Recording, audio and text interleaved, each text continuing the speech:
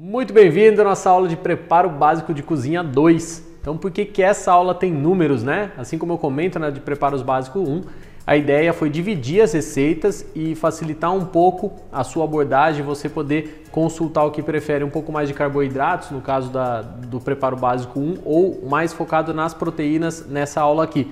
Porém, em todas as aulas de preparo básico, você sempre vai ver o conceito de arroz, de feijão, de lentilha. Afinal, estamos no Brasil e nada mais brasileiro e básico do que arroz e feijão. Isso pode literalmente salvar vidas. Então essa aula ela é muito bacana, ela se complementa com todas desse módulo aqui, que são a marmitas, o PF e a introdução, aquela aula onde a gente fala de enxoval, de transformação dos alimentos, de facas, que é uma aula incrível. Vale a pena você estudar todo esse módulo, porque você vai estar assim, ó, mudando completamente a sua visão e relação com a cozinha. Maravilha, vamos começar nossa aula então pelos preparos clássicos, como eu falei, esses que estão presentes em todas as aulas aqui deste módulo, porque são preparos nossos e vale a pena a gente explorar um pouco mais eles. Eu falo um pouco sobre preparos e calores secos e úmidos e a mágica da transformação dos alimentos naquele módulo que eu acabei de comentar, que é o módulo de introdução, o módulo que tem enxoval, facas e cortes. É bem importante você saber a transformação dos alimentos, porque aqui, por exemplo, a gente vai trabalhar os três no calor úmido. Então, assim, toda essa explicação tá lá, mas dando um resumo de volta para você, quando eu quero transformar pouco um alimento, eu acrescento calores úmidos, que são fervuras e vapores. E quando eu quero transformar muito um alimento, eu acrescento calores secos, fritura, grelha, forno, saltear. O que eu quero fazer, por exemplo, no arroz?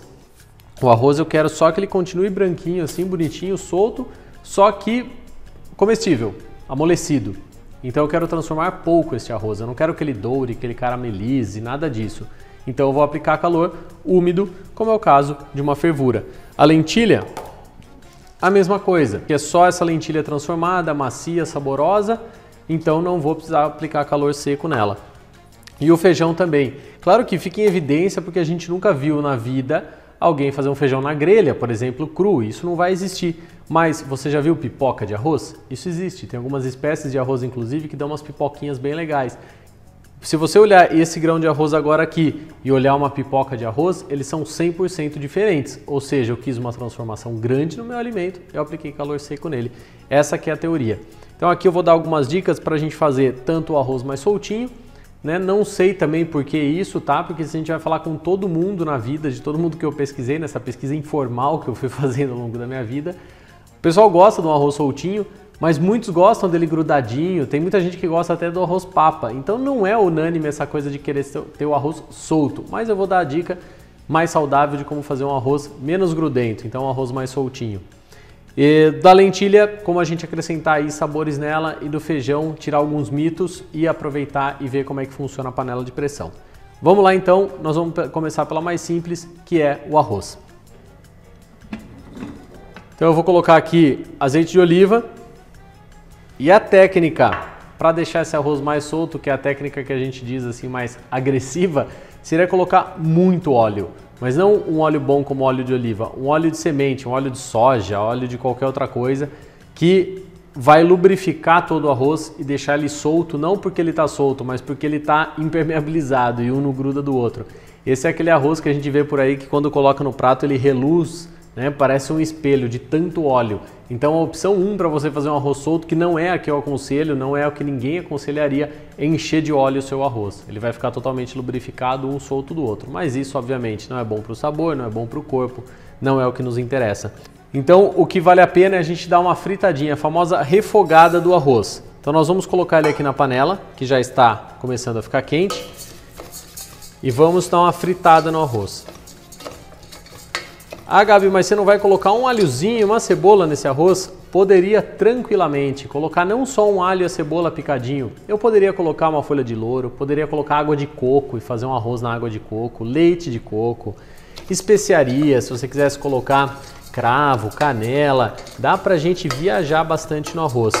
Como aqui a gente vai fazer 3 preparos, eu vou fazer o arroz com pouca interferência de sabor, a lentilha com média e o feijão com mais. Mas nada impede que você faça todos eles da maneira de todos que eu fiz aqui, ou seja, você pode preparar dessa maneira que eu estou fazendo o arroz, tanto a lentilha quanto o feijão e vice-versa.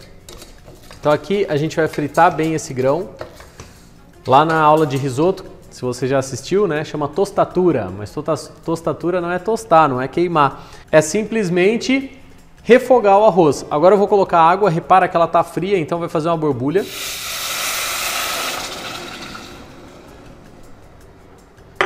Não precisa ser água quente? Não precisa ser água quente. Fica tranquilo que não precisa ser água quente.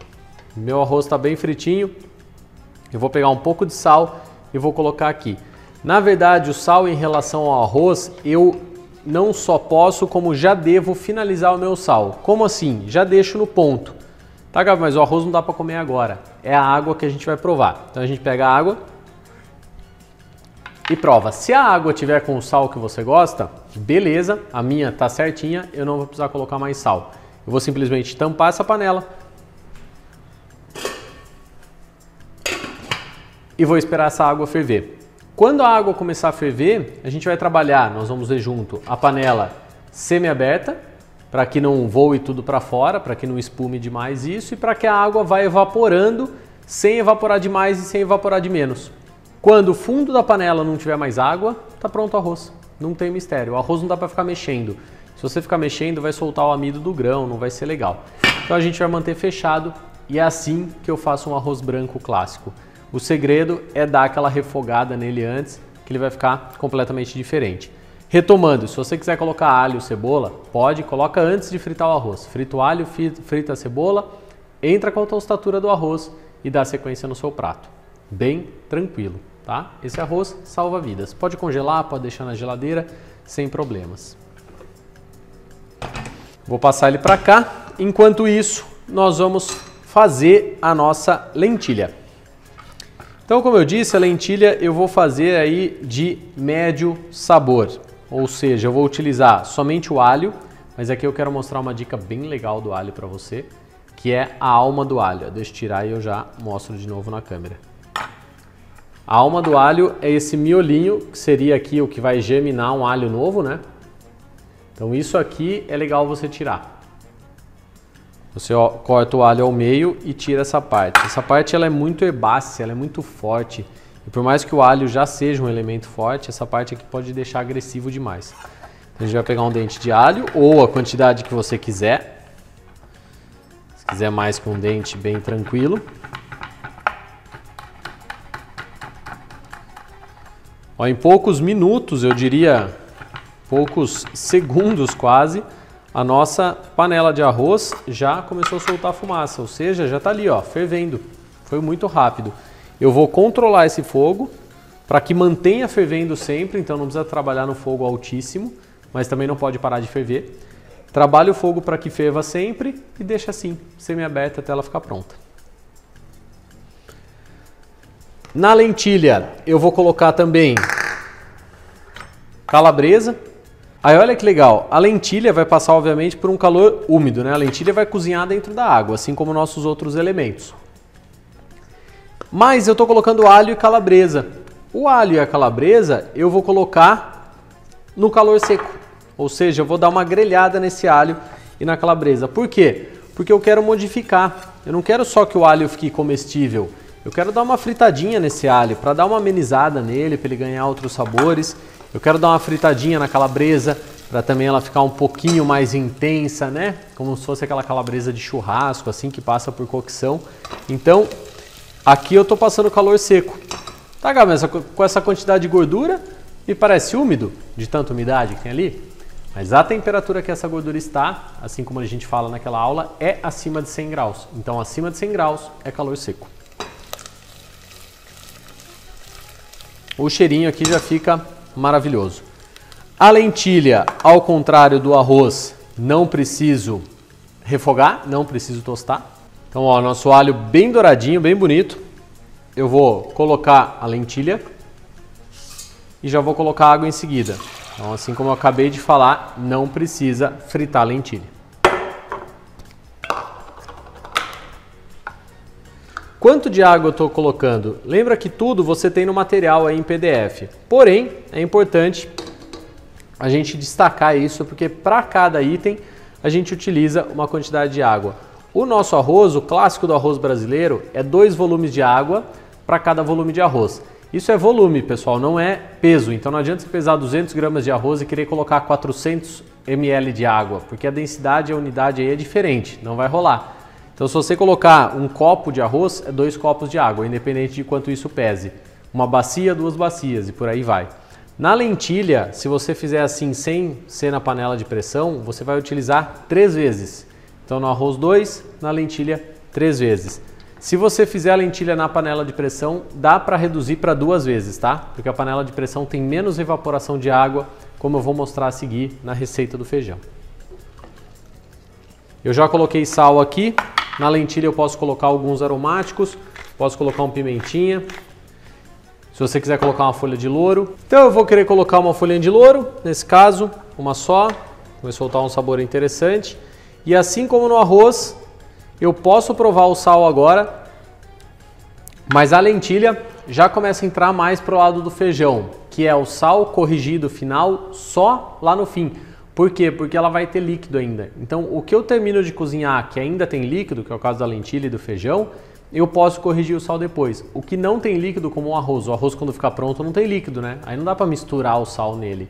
Então eu tenho que corrigir o sal antes. Isso com qualquer cereal, com qualquer grão que você for cozinhar. Se ele termina seco, tem que corrigir o sal antes. Se ele termina líquido, você pode corrigir o sal depois.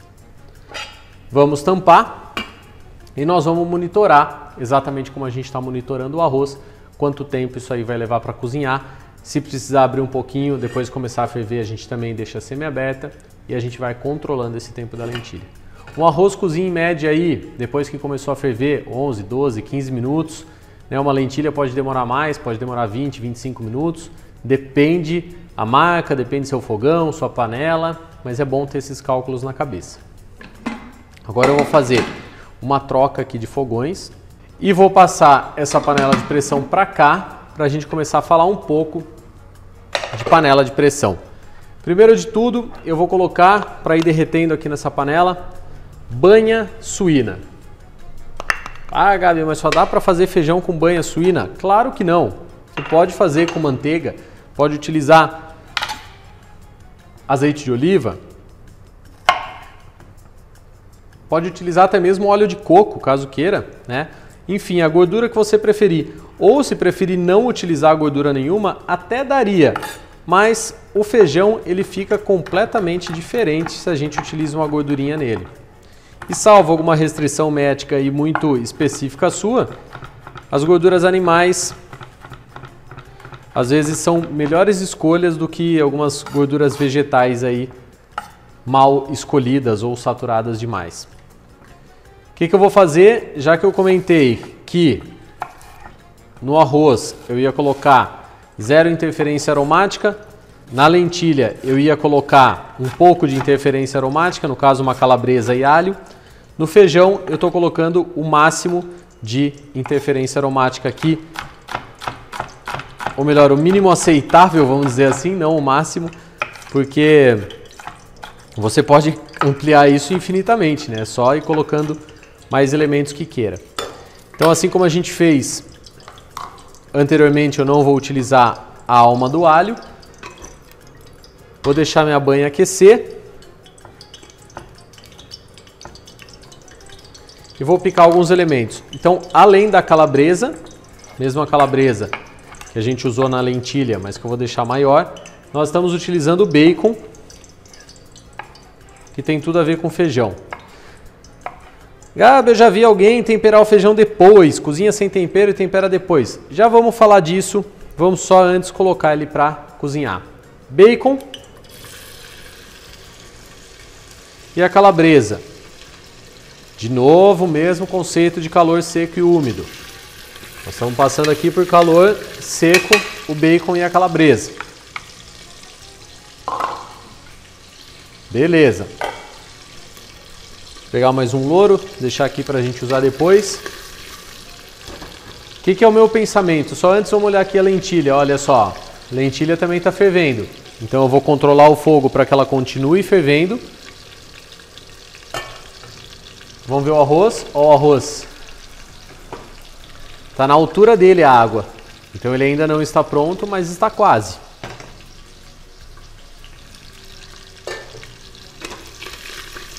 E assim a gente vai monitorando nossos preparos.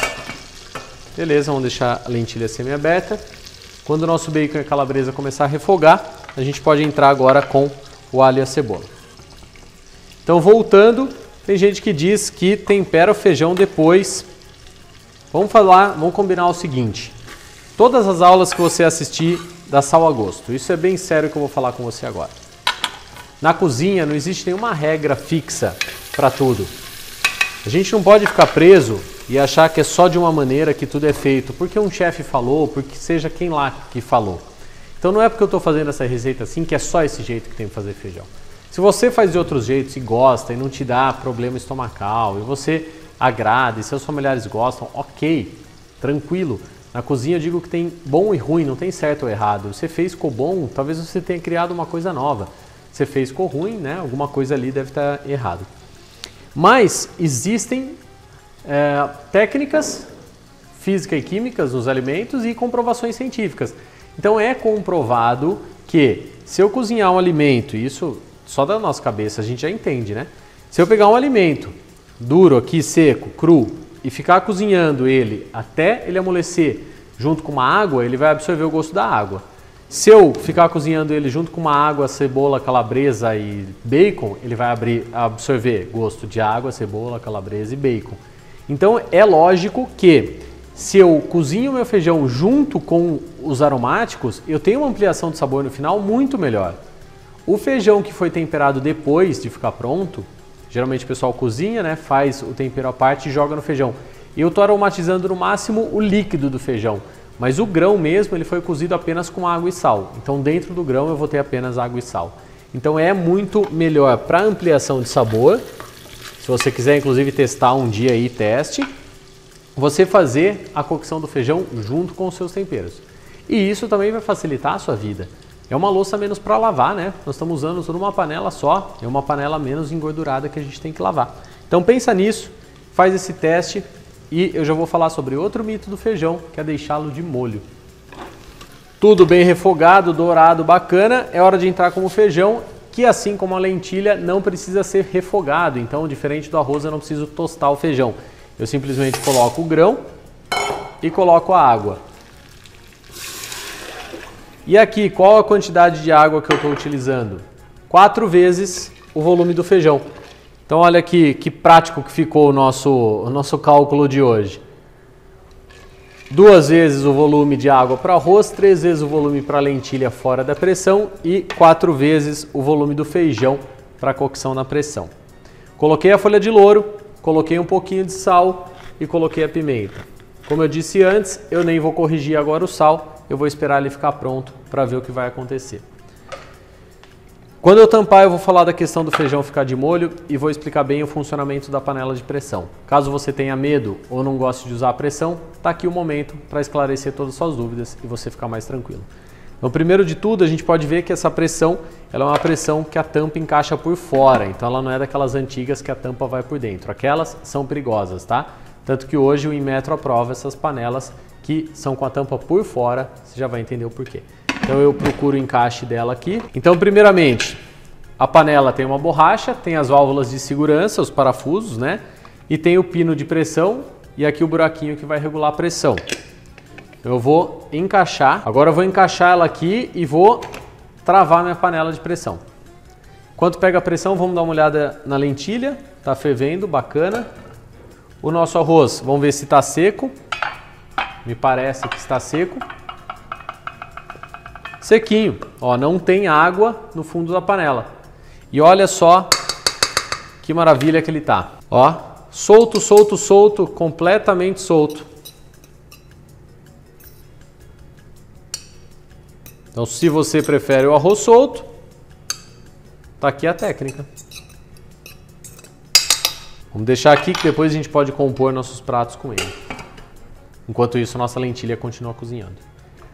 Bom, primeira coisa, o feijão de molho. Qual que seria o objetivo de deixar o feijão de molho? Amolecer. A princípio, né, a grande resposta da maioria das pessoas para deixar o feijão de molho é porque ele amolece. Realmente, se eu deixar o feijão de molho na água, o que vai acontecer? Ele vai absorver a água e vai ficar mais macio. Ele vai virar uma esponjinha. Mas Eu não vejo tanto resultado positivo nisso, porque ele amolecendo antes, eu cozinho ele por menos tempo, ou seja, ele fica pronto mais rápido. Até aí poderia ser um ponto positivo. Porém, ele ficar pronto mais rápido, quer dizer que eu preciso efetivamente, né, cozinhar ele por menos tempo e, por consequência, quebrar ele menos tempo. Vamos falar numa palavra assim que não é a correta, mas vamos falar em digerir aqui na panela, né? Eu faço essa quebra proteica, essa quebra de todo o feijão por um X tempo. Se ele ficou de molho, eu faço esse X bem menor, ou seja, ele quebra menos as coisas. E é normal de ver por aí as pessoas que às vezes têm problemas de má digestão, do feijão pesar, de causar algum problema, do feijão que ficou de molho. Por quê? Porque eu deixei o feijão de molho, ele cozinhou menos aqui dentro da panela, ele vai terminar de cozinhar dentro de mim. Meu corpo vai ter um trabalho muito maior para quebrar todos esses componentes do feijão. Então é preferível que você não deixe o feijão de molho e cozinhe ele na panela, porque aí quando ele ficar mole, ele não só está mole por absorção de água, ele está mole por cocção efetiva.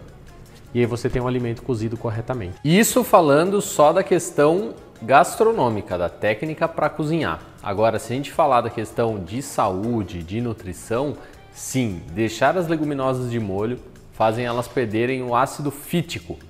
E esse ácido, ele tem uma função de roubar os nutrientes do nosso corpo. Então, se você quer um alimento mais saudável ainda, sim, pode deixar de molho, em média 12 horas para a maioria das leguminosas e 24 horas para o feijão. E o tempo que você vai ganhar nisso, se você estiver usando uma panela de pressão, é muito pouco a diferença. Não faz diferença. Então, o meu conselho é, coloca o tempero junto do feijão, coloca ele cru.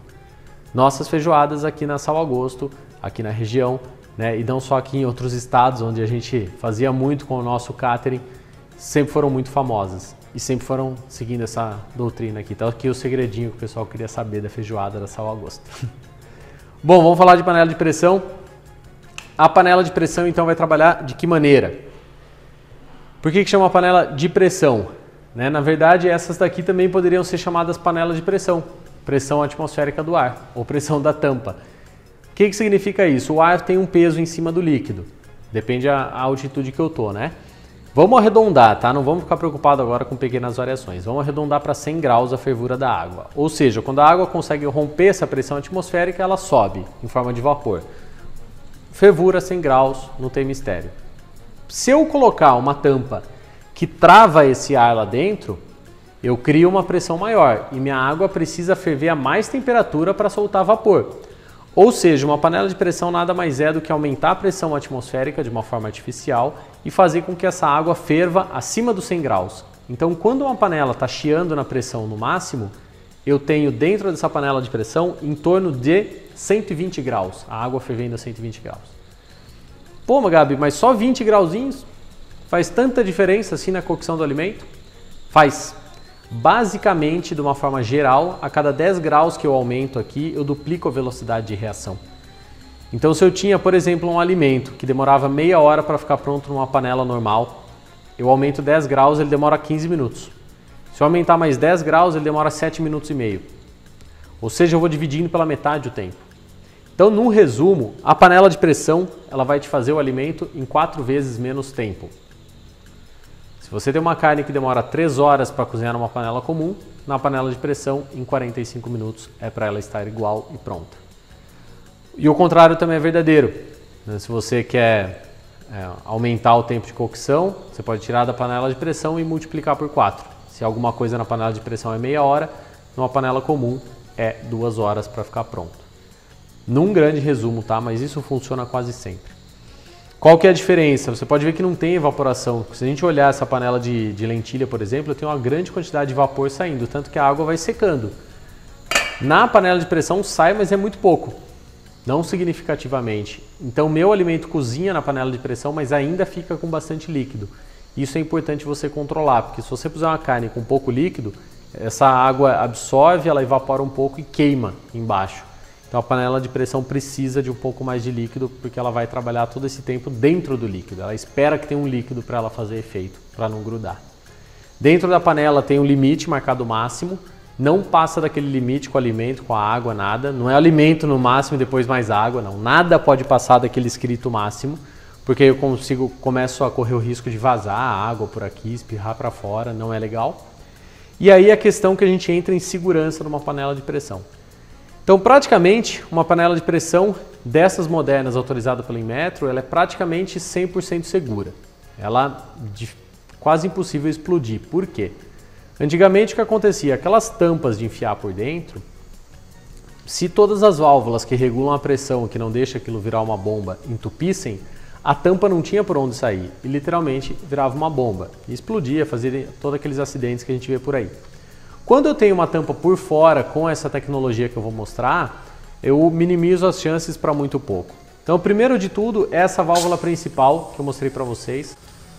Antes, vamos dar uma olhadinha aqui na lentilha. É importante você ir provando a partir de determinado momento. Obviamente a minha ainda está crua, mas eu vou deixar assim e você vai acompanhando. Ela já está macia, tá? E aqui começa a chegar a pressão e a gente pode explicar então os mecanismos de segurança.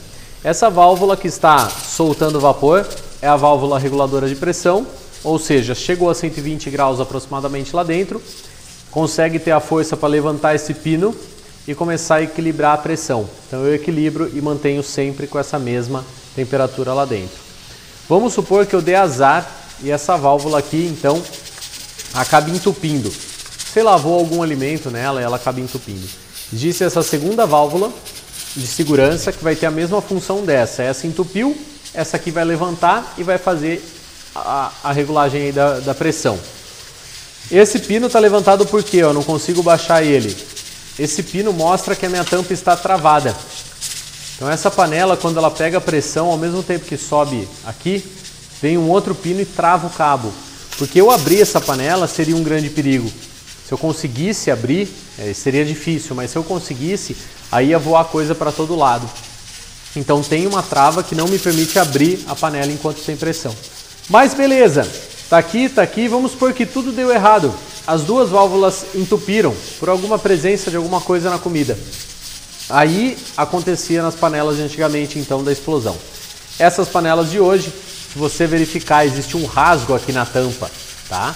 Esse rasgo aqui está expondo a borracha.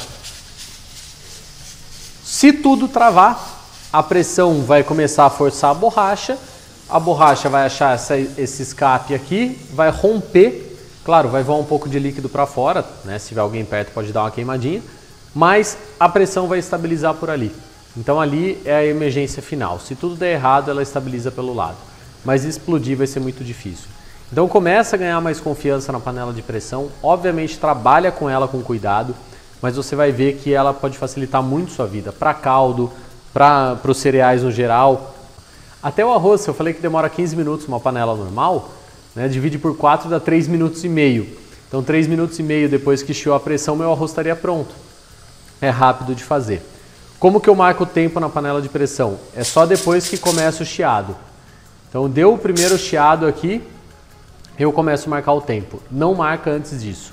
Então geralmente nas receitas você vai ver 20 minutos de pressão, 30, 40, 50. É sempre depois que começou a chiar. Fora isso, ela tem um momento que é um pouquinho mais delicado. Quando eu tiro a pressão. Então quando eu quiser abrir minha panela, eu não vou forçar essa pressão sair. Eu simplesmente desligo, ela vai baixar a temperatura, a pressão vai sair sozinha e eu abro. Tem gente que coloca embaixo da água fria e agiliza. Tem gente que tira esse pino e começa a espirrar vapor para cima, agiliza.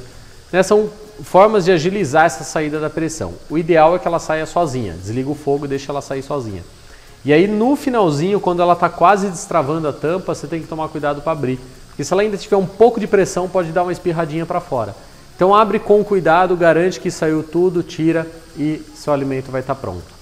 Esse aliado na cozinha de vocês vai ajudar bastante. Bom, nossos pratos estão prontos. Vamos dar uma olhada aqui, ó. Lentilha, eu posso finalizar, tirar a folha de louro. E olha que textura bacana. Ela tem uma certa cremosidade, tá? Ela tá fluida, então eu não deixei secar demais. Quer se impressionar agora? Pega um mixer, passa o mixer aí ou num processador, coloca um pouquinho de creme de leite, um pouquinho de aroma e você vai ter um creme de lentilha para colocar num pão, para tomar numa noite fria, né? Varie essa receita, use a criatividade. O arroz a mesma coisa, pega o arroz pronto, coloca numa salada, Pega o arroz, coloca no recheio de uma massa, até na aula de massas recheadas tem uma dica sobre isso. Vai evoluindo a receita, não fique preso numa receita, evolua o que essa receita pode te dar, né? Amplifique a sua gama de conhecimento. Aqui no caso, o nosso feijão está pronto também. Ó, tira o restante aqui da pressão, o pininho baixou, tá tudo certo, eu posso abrir, aquilo lá que eu falei, ó, vou devagarzinho e abrir, nada aconteceu, tiro, tá aqui. Olha que incrível, ele tem o residual de água ainda, né? Mas está numa consistência muito bonita. Feijãozinho lindo, extremamente aromático, cheiroso, tudo então ficou homogeneizado, o alho sumiu, a cebola sumiu, o bacon está incorporado. Tá aqui o louro, se eu quiser tirar também posso tirar esse louro fora, que ele já deu o que tinha que dar. E aqui eu tenho meu feijão. Se você quiser esse feijão agora mais cremoso, você tem duas opções. Pegar o mixer e aqui dentro dar uma passadinha de mixer, alguns grãos moem e fica cremoso. Se você quiser tirar um pouco dos grãos, bater no liquidificador e voltar, também dá cremosidade. Ou simplesmente coloque isso aqui na boca do fogão com a panela aberta e ele dá uma reduzida. E aí você vai ter as várias nuances de um feijão. Você pode ter ele mais líquido, pode ter mais cremoso e, de novo, evoluindo receita. Se você puser, ao invés das partes de água que diz na receita, colocar uma ou duas a mais, nesse momento seu feijão vai estar bem líquido. E se você bater tudo, você vai obter caldinho de feijão para fazer entrada para uma feijoada, para um dia que você quiser fazer uma comida de boteco, coloca nos copinhos o caldinho de feijão, pimentinha e vai ser uma ótima entrada. Vamos agora então, efetivamente, para as receitas dessa aula. Perfeito então. Então, como complemento ao feijão, a lentilha e o arroz, nós vamos preparar 3 tipos de proteína que, assim como os outros preparos de hoje, você pode criar, modificar, trocar a proteína, trocar a carne, trocar o tempero, mas vamos entender alguns conceitos que são bem importantes. Eu vou começar pela carne de panela. Então, a carne de panela, qual que é o conceito desse prato? É a gente pegar uma carne que tradicionalmente seria mais dura e conseguir deixá-la mole, mas ao mesmo tempo agregando bastante sabor, caramelização. Então a carne de panela é um clássico e um grande exemplo do braseado, que é a técnica então que a gente fala bastante no curso introdutório, que é misturar calor seco e calor úmido com o objetivo de realçar alguns sabores do alimento, modificar a cor dele, ou seja, na carne, deixá-la dourada, bonita, bacana, e depois colocar algum líquido para que ela possa então cozinhar. Eu vou picar essa carne pequena, porque eu vou fazer uma carne de panela um pouquinho mais rápida. Existe um tempo mínimo para se fazer carne de panela? Não. A partir do momento que ela ficou macia, tá bacana. Mas se você utilizar uma carne, por exemplo, muito macia, eu vou dar um exemplo totalmente errado aqui, um filé mignon, por exemplo, aí você vai ter uma carne de panela pronta muito rápido e ela não vai dar o resultado final, porque também não é só querer dar sabor e amolecer. A ideia da carne de panela é fazer toda aquela quebra proteica, aquela quebra de colágeno, isso se integrar no molho, no gosto, e a gente ter aquela carne realmente estruturada, não só macia, mas com todos os elementos misturados. Uma carne rápida, por exemplo, de filé mignon, não ia ficar assim, não ia dar certo. Que carnes, então, que eu indico mais para a gente fazer carne de panela? Os clássicos como músculo, como acém, ponta de agulha. Se você quiser uma carne mais rápida, um patinho. Então, a panela muito quente para a gente selar bem a carne.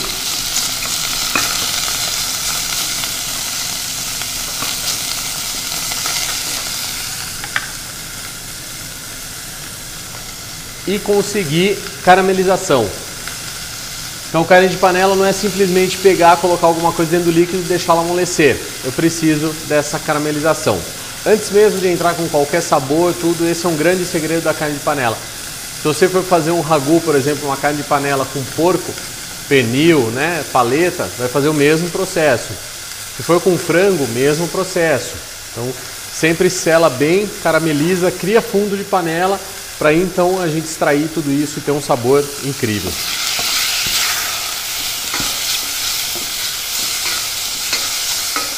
Se você assistiu ou já assistiu às aulas de carne, vai ver que a gente bate muito em cima do selar, que é o selar, que é criar essa crosta, essa caramelização.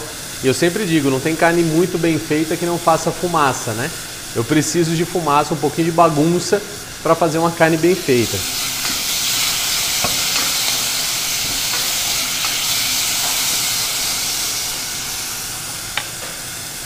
Olha que caramelização bonita que está na nossa carne. Enquanto isso, eu vou pegar um pouquinho de mirepoix. O que é mirepoix, Gabi? A gente fala na aula introdutória e principalmente nas aulas de risoto. Quando a gente está falando do caldo do risoto, a gente fala muito de mirepoix, que é basicamente uma junção de cebola, cenoura e salsão para você aromatizar pratos, preparos, molhos, caldos.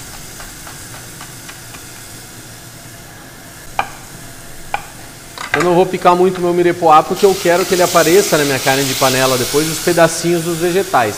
Se você quiser que eles sumam, só bate no processador ou liquidificador para fazer uma pastinha de mirepoix e ele vai desaparecer mais durante o preparo.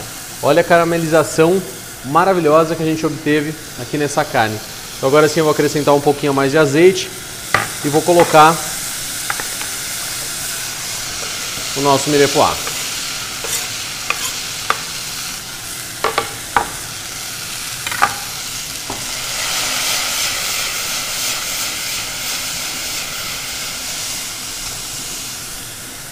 Vamos deixar o mirepoix refogar bastante também, para quê? Para ele também caramelizar. Pô, mas o mirepoix vai caramelizar? Sim, cebola tem açúcar, cenoura tem açúcar, né? Eles têm outros elementos que com o fogo vão acabar ficando mais elásticos, mais saborosos, mais dourados, né? Então tem que deixar o mirepoix dar uma dourada também. Ah, Gabi, só mirepoix eu posso usar? Negativo. A carne de panela surgiu também, principalmente, né? Não existe uma receita oficial de carne de panela no mundo, né? Existem inclusive vários tipos de prato que são baseados, até uma feijoada seria um feijão de panela, né? Na verdade é isso, é cozinhar bastante tempo. E originalmente acredita-se que cozinhava as carnes bastante tempo para apagar um pouco o gosto de podre. E eles não sabiam, mas também matava um pouco a bactéria. Eles viam que não fazia tão mal comer aquela carne do que a outra que estava podre. Mas como não podia jogar nada fora, então cozinhava-se bastante tempo. Além dela amolecer, matava alguma possível contaminação ali.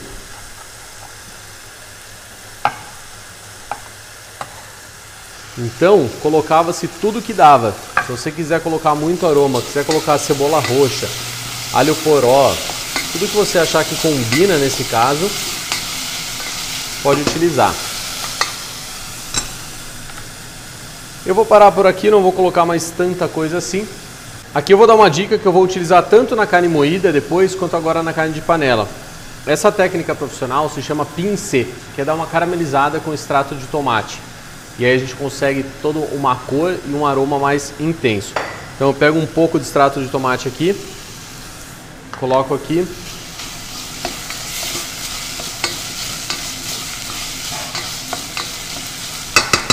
E vamos deixar o extrato caramelizar também. Vou deixar meu caldo na espera, quando for a hora eu utilizo. Enquanto isso a gente vai começar a fazer a nossa carne moída. A carne moída não tem mistério, pessoal, não tem receita original, né? O que eu acredito que a gente tem que fazer na carne moída para ela ficar bacana? Uma é dar um gostinho interessante, mas eu acho que também não pode viajar demais, tem que valorizar o gosto da carne. Então eu costumo colocar no máximo um alhozinho nela, fica bacana. Mas o que eu acho, a carne moída tem que ser soltinha, e não pela quantidade de óleo, mas ela não pode ser aquela carne moída toda empedaçada, e tem que ser bem dourada. Então se eu tivesse que dar alguns pontos aí para uma carne moída, eu trabalharia isso, essa questão de solta, essa questão de caramelização e o sabor que enaltece a carne ao invés de esconder a carne. Vamos pensar nisso. Olha que legal que eu vou fazer na minha carne de panela agora. Eu vou colocar cerveja preta. Precisaria colocar alguma bebida aqui? Não, não precisaria. Mas pode ser um vinho branco, podia ser uma cerveja branca também. Eu vou colocar a cerveja preta para trazer cor e sabor.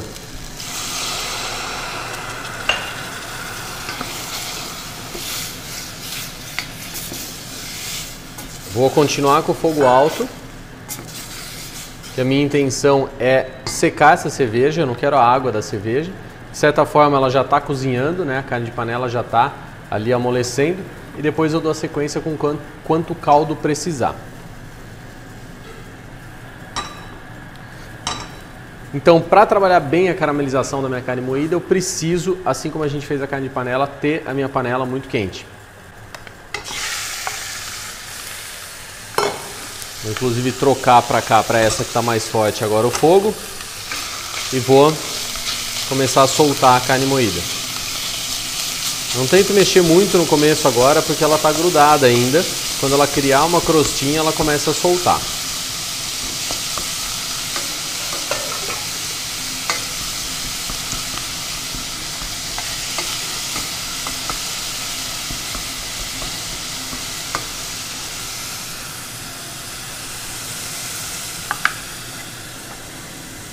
Eu vou colocar junto o alho, eu não coloco o alho antes, senão meu azeite está muito quente e ele pode queimar o alho. Eu vou colocar junto, porque à medida que a gente vai fritando, ele vai soltando o sabor ali. Ó, agora eu já consigo começar a raspar um pouco mais essa carne.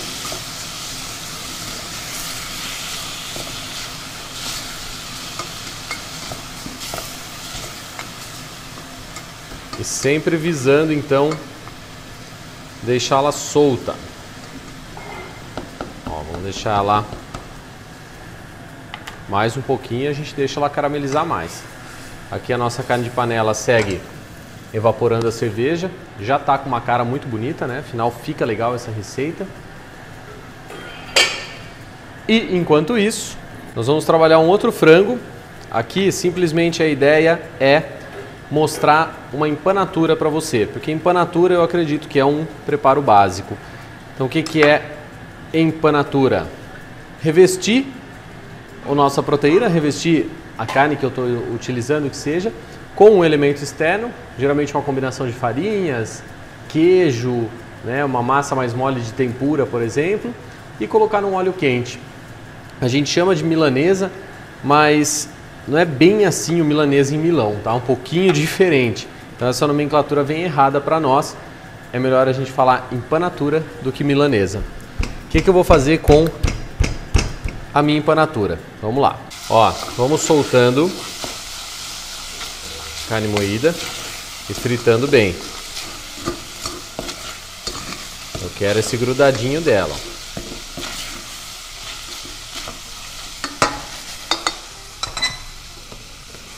Aqui segue reduzindo. E a empanatura, então, eu vou pegar o ovo aqui.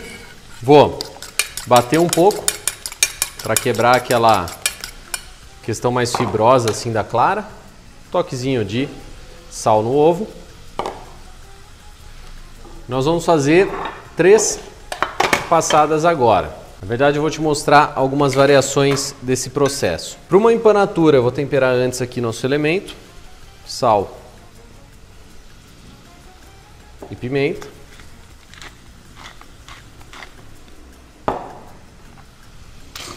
Vou mexer aqui a nossa carne, que continua caramelizando. E a nossa carne de panela, que agora está cremosa, ó, secou toda a cerveja.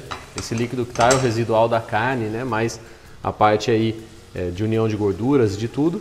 Eu posso colocar um caldo ou uma água e deixar então efetivamente essa carne cozinhar até desmanchar. Eu vou colocar um pouco de caldo. Se você não sabe quanto utilizar, vai colocando aos poucos. Põe um tanto, vai mexendo a carne. Se ele secar muito, a carne não estiver desmanchando, põe mais um pouco. Não precisa colocar um montão, fazer uma sopa, porque daqui a pouco sua carne cozinha e você ainda tem muito líquido. E aí não vai ficar legal, não vai dar certo. E a nossa carne moída, ó, tá prontinha. Olha que bonita. Sal nela. Pimenta do reino. Viram que eu coloquei o sal só no fim para não soltar o líquido, para não formar aquela aguaceira na minha panela. E como eu disse para vocês antes, eu posso então fazer o pincê aqui, que é aquela caramelização do extrato de tomate, para a gente obter um dourado ainda mais bonito na carne. Então eu aumentei meu fogo agora e vou caramelizar esse extrato de tomate junto à minha panela. E a gente vai ganhar uma vida, vai ganhar um tom um pouquinho mais vermelho aqui nessa carne e uma caramelização. Ó, como mudou completamente a cara dela, né? Mudou completamente o aspecto, a questão vermelha dela. Então, o vermelho é uma cor que nos atrai, é uma cor que nos dá fome. Psicologicamente, a carne ficou mais interessante, ficou mais apetitosa. Vou desligar aqui, colocar aqui para você dar uma olhada. Ó. Soltinha, saborosa e bem bonita. Vou passar para cá a nossa carne de panela, assim ela ferve um pouquinho mais rápido. E vou passar esse aqui para cá, o óleo para a gente fazer a fritura. Então o que eu queria te mostrar são os tipos de empanatura. Uma vez temperado o nosso produto, eu vou iniciar pela farinha de trigo. E aqui eu já tenho um tipo de empanatura. Se você quiser algo muito leve só para não grudar na panela, por exemplo um filezinho de peixe ou mesmo um filezinho de frango, se você não tem uma frigideira antiaderente, essa empanatura é muito legal e vai te ajudar bastante. Claro, tem a questão da farinha, mas vai dar um dourado, vai dar um sabor. Tem uma aula aqui que a gente faz o estrogonofe e a gente passa essa dica também, o estrogonofe vira outro prato se eu fizer essa empanatura leve no trigo. Então essa seria o primeiro tipo de empanatura. A segunda, que é a mais clássica de todas, então eu vou no trigo, no ovo batido e na farinha de rosca. O que é a farinha de rosca? Para quem não conhece, é o pão seco moído. Então o pão que sobrou tá aqui. Essa é a empanatura mais clássica. Você repara que toda vez que eu passo na farinha, eu bato bem, ao mesmo tempo que eu prenso, eu tiro o excesso. No ovo, eu faço impregnar por todos os lados. E na farinha de rosca, a mesma coisa. Sempre prensando para a gente conseguir aquele empanado que não desgruda, né? Que não fica aquela bolha de ar no meio. Aqui eu vou separar essa bolinha e já vou te mostrar para quê. Essa seria o segundo tipo de empanatura. Se você quiser uma empanatura mais grossa ainda, mais resistente, você pode ainda passar mais uma vez no ovo e então mais uma vez na farinha de rosca. Né? Caso seja seu objetivo aí ter um empanado mais intenso. Essa farinha de rosca eu posso substituir por farinha panko, não sei se você já ouviu falar, mas a farinha panko é como se fosse uma farinha de rosca, só que ela não está moída tão fina, ela tem os pedacinhos de pão, muito utilizado na culinária asiática. E a farinha panko vai te dar então o que a gente chama de agulha, na hora que frita, que são aqueles pontinhos, né? Aquele spike, aquela coisa mais rústica e mais crocante, né? Então, se você quiser simplesmente substituir a farinha de rosca pela panko, pode. E se você quiser também trabalhar uma mistura de rosca e panko, é interessante. E por último, você pode aromatizar suas farinhas, isso é muito legal. Principalmente a farinha aqui de rosca. A de trigo nem tanto, mas a de rosca você pode aromatizar bastante através de adição de queijo ralado, por exemplo. Você tem um empanado de queijo. Você pode triturar sucrilhos e misturar aqui. Pode triturar aqueles salgadinhos, né, tipo mexicano, aquelas tortilhas mexicanas e triturar aqui também e misturar. Você vai ter vários tipos de empanatura para brincar. Mas essa questão de ter uma base de trigo para colar o ovo e depois seguir para o crocante é muito bom, segue isso aí. Fritura na minha empanatura. Como é que eu sei se tá bom para fritar? Eu sempre pego uma amostra, por isso que eu tirei as bolinhas aqui, e eu vou colocar lá no meu óleo. Se a minha bolinha cair, ficar no fundo parada muito tempo, demorar para subir, meu óleo está frio. É o caso do que aconteceu agora. Então eu preciso aumentar um pouco o fogo, porque a bolinha tem que cair, já subir e ficar dourando em cima. Agora também, se ela cair, subir rápido e já pretear, o seu óleo está muito quente. O certo, uma fritura dessas aqui é 180 graus. Se você tem um termômetro, que a gente sugere, né? Compra e você está garantido para sempre e nunca mais vai errar sua fritura. Agora, se você não tem um termômetro, faz o teste da bolinha, que aí você sabe exatamente como que você está fritando. Nossa carne de panela.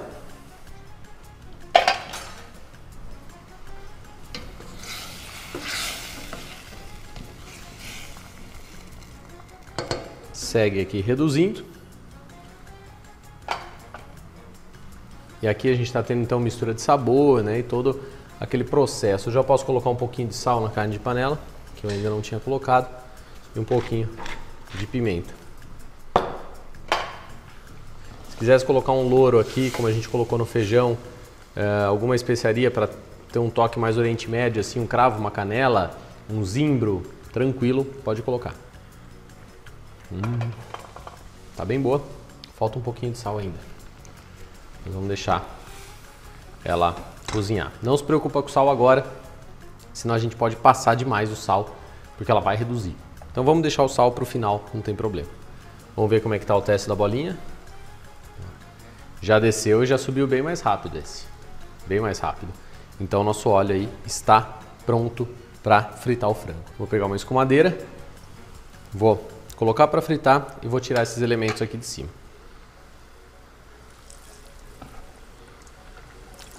Se o item que você frita ele é muito grosso e não pode ser consumido cru, como um frango, por exemplo, é até legal que você faça uma continuidade de cocção no forno.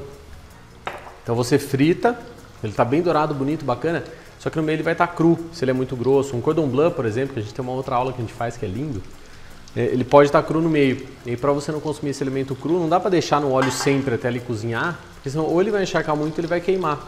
Então aí a gente pega e finaliza no forno a nossa fritura. Fica bacana também, é uma alternativa aí bem legal. Vou dar uma viradinha no nosso frango.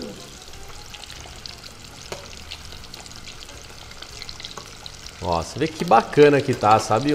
Usar um óleo bom, um óleo novo. Falando nisso, que óleo que é bom para fritura?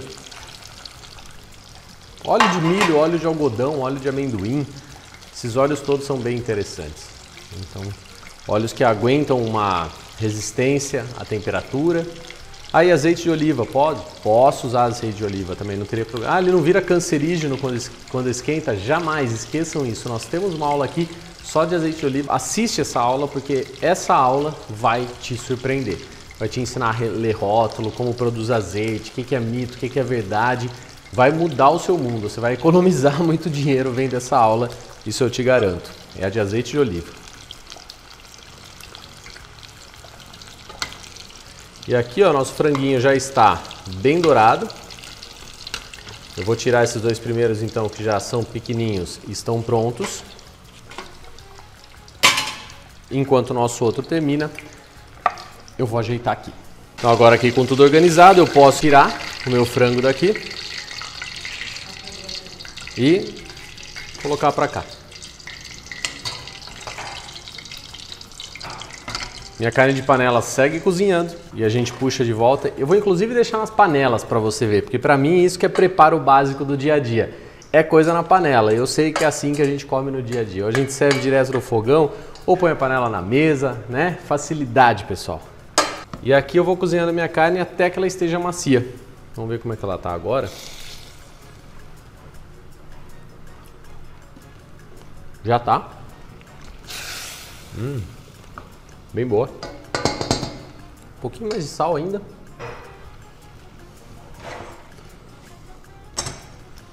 E a gente deixa essa carne cozinhando. A carne de panela, você não necessariamente tem que desfiar ela toda hora. Não precisa comer ela sempre desfiada, em forma de ragu, assim, não há necessidade. Você pode servir a carne de panela em pedaços. Se você pegar essa carne de panela e juntar com aquela polenta que a gente tem na outra aula, fica uma maravilha. Serve uma polentinha mole, essa carne toda quadradinha para ficar uma aparência bonita. É um baita prato. Ambos você pode inclusive, a carne de panela pode inclusive ter ela congelada, né? A polenta você pode ter ela já pronta na geladeira, só reaquecer ou fazer aquela polenta frita que a gente dá a dica. Então é um artifício muito legal para ter na cozinha. Um sanduíche, pega, abre um pão bacana, aí sim desfia essa carne, porque ela vai misturar no molho, coloca no meio do pão, coloca um queijo, gratina, sanduíche de carne de panela. Só ir mexendo nas coisinhas agora. Essas aulas assim é muito legal, porque elas são muito básicas, mas elas nos dão a margem, realmente elas são o início, né? Elas nos dão margem para criar muito. Vamos ver aqui a diferença, ó. Esse foi o empanado clássico que eu fiz. E esse aqui é o empanado duplo, então a gente pode ver que ele é bem mais grossão, ó, mais resistente. E o empanado clássico aí um pouquinho mais delicado. E aqui o nosso peito de frango bonitão, a milanesa. Serve com uma fatia de limão siciliano, serve um purê, então o purê da outra aula também, coloca um purezinho, né? Um franguinho frito ali, vai ficar incrível. Nossa carne segue cozinhando e eu vou te deixando por aqui nesses preparos básicos que são muito legais. Faça bastante isso. E pessoal, modifique, você pode fazer um frango moído, você pode fazer uma carne bovina frita, pode fazer uma carne de panela com outro preparo, com outra proteína, como eu disse antes. Então, utilize isso como ferramenta, utilize como criatividade e eu sei que você vai criar pratos sensacionais, vai arrasar na cozinha. É por isso que a gente está aqui, para te ajudar a fazer isso. Então, muito obrigado pela sua atenção. Se fizer os pratos, nos siga nas redes sociais, @salagosto, @chefgabi, marca a gente lá e assim a gente consegue sentir um pouco mais próximo de vocês. Obrigadão mesmo, até o próximo curso.